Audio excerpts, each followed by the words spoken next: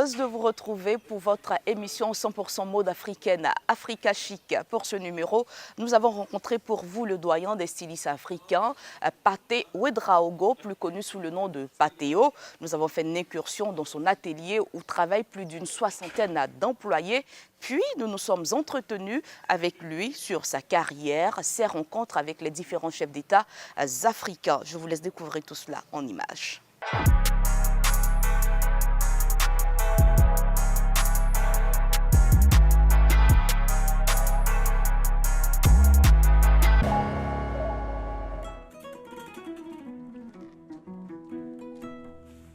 Trècheville, avenue 19, rue 22 Barré, c'est dans ce quartier populeux de la capitale ivoirienne que se trouve l'un des plus grands ateliers de couture de la Côte d'Ivoire. Dans cet atelier, l'ambiance est criarde et les employés sont à l'ouvrage à temps plein sous le regard du grand patron, Pathé Ouedraogo, dit Pathéo.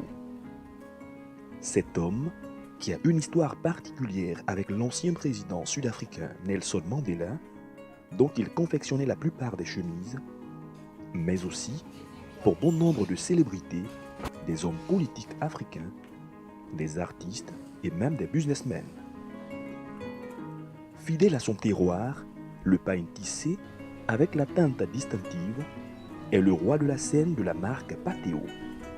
Comme à son habitude, le maître des lieux fait le tour de chaque table à monter pour s'assurer du bon fonctionnement du travail. Aujourd'hui, l'atelier semble vide, mais le chef africain du sur-mesure et du prêt-à-porter a sous son aile un bon nombre de travailleurs.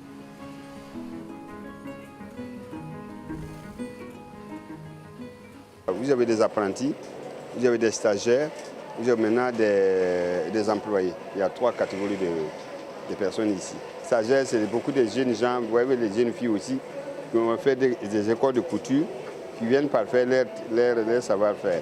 Ensuite aussi les apprentis, et ils commencent vraiment au bas de l'échelle.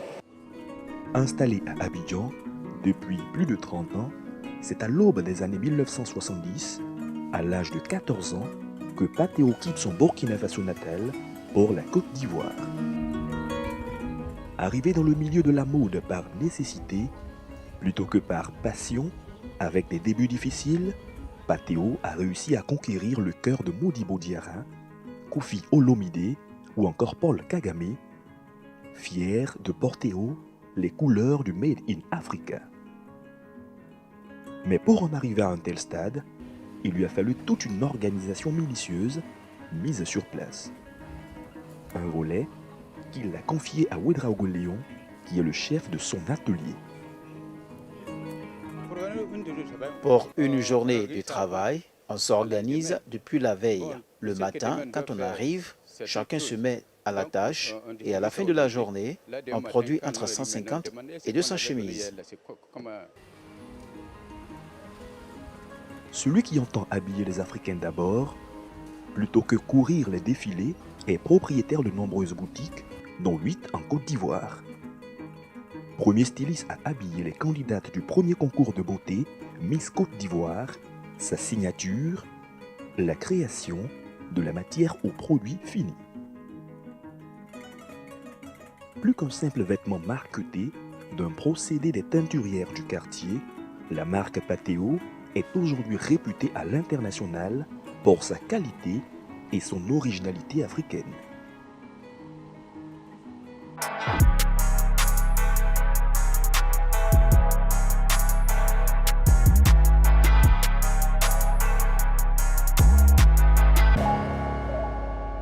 Comme vous le constatez, nous sommes en compagnie du doyen des créateurs africains, celui-là même qui a habillé les plus grands chefs d'État africains. Pathéo, bonjour, merci de nous recevoir ici même dans votre boutique. Bonjour.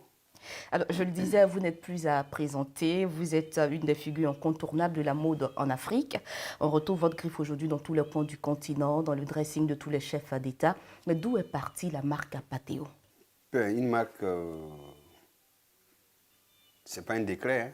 Une marque, c'est du travail, c'est des parcours, c'est de recherche de matières, c'est de recherche des lignes, des vêtements, c'est de recherche des couleurs pour avoir une cible à laquelle on reste fidèle et on travaille pour cette cible-là. Et puis, ça prend vraiment beaucoup de temps en Afrique avant que ce soit une marque. Il faut d'abord qu'on commence par parler de vous, ensuite par être convaincu de vous. Alors, avant d'arriver à ce niveau, votre ligne aujourd'hui est très prisée.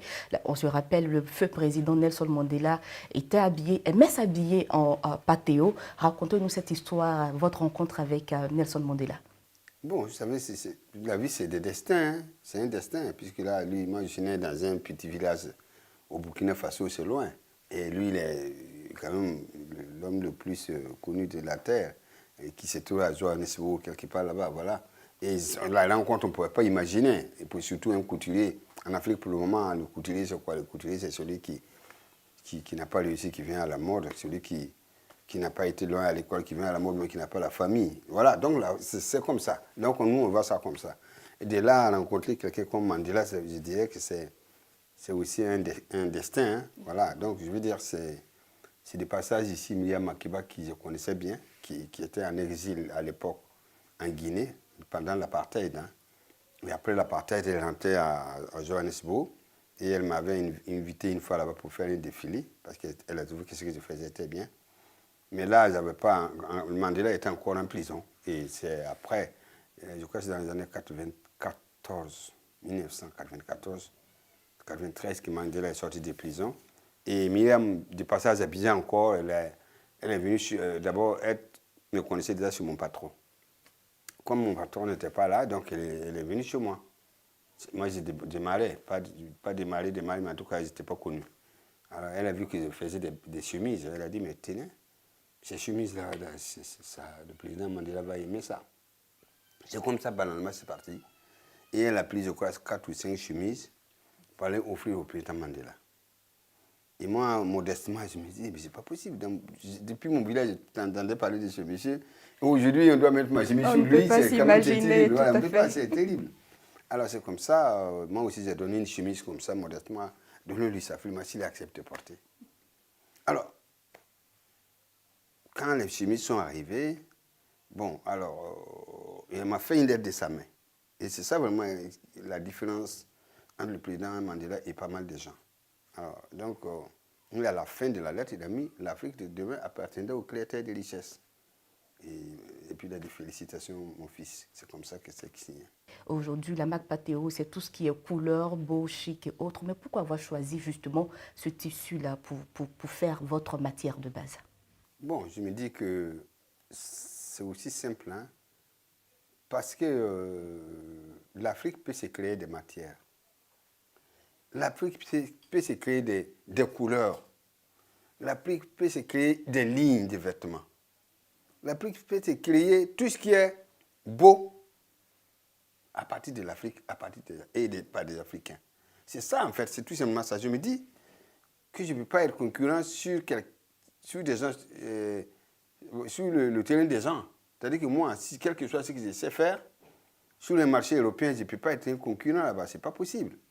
Parce que il y a des années, ils se sont perfectionnés, ils ont les matières, ils ont des techniciens, ils ont les matériels de travail, ils ont maintenant le marché, et il y a le consommateur. Alors qu'en Afrique, nous commençons.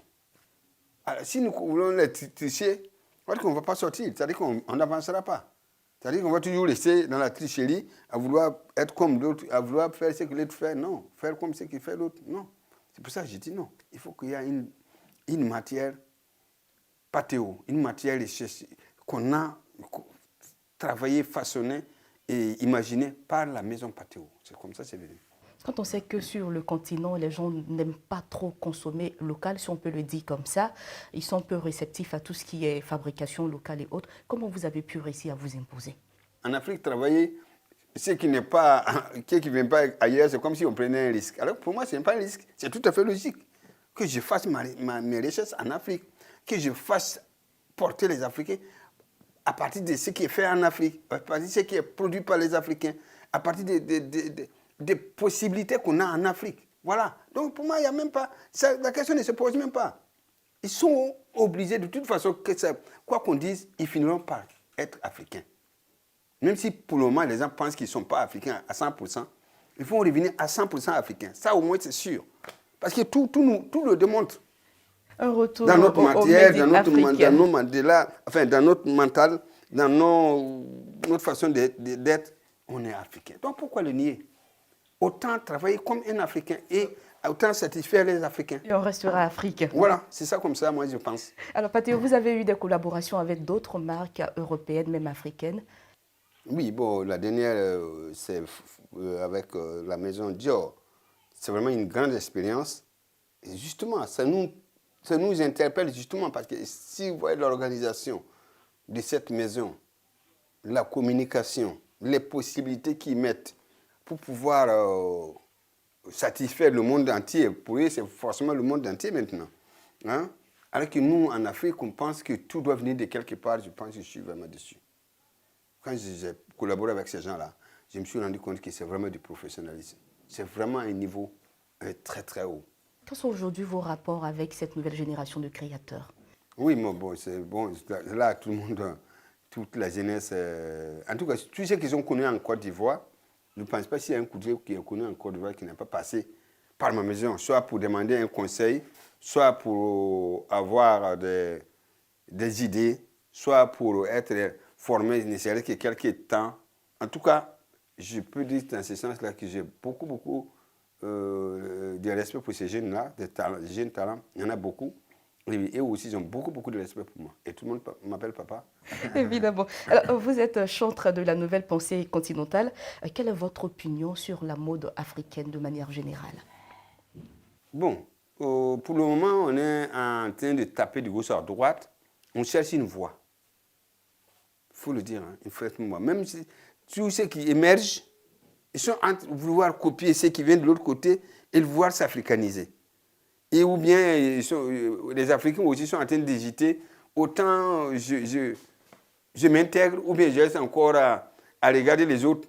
Mais je pense que la mode, la nouvelle génération, c'est un avenir. Parce qu'il y a des talents. Et l'espace est ouvert aussi. Le marché, ils ont beaucoup de chance parce qu'aujourd'hui, il y a des réseaux sociaux. Tout de suite, tout ce que vous faites tout de suite, c'est vu à New York, c'est vu partout. Alors qu'à l'époque, ce n'était pas ça. Donc, je pense qu'ils ont énormément de possibilités.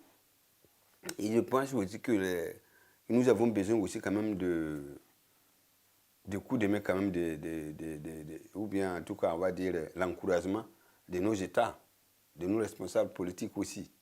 Patéo, merci beaucoup de nous avoir accordé cet entretien. Merci. Ce fut un plaisir pour nous d'être en votre compagnie pour ce numéro d'Africa Chic. Merci beaucoup. C'est vraiment partagé. Merci beaucoup. Merci à tous. Merci.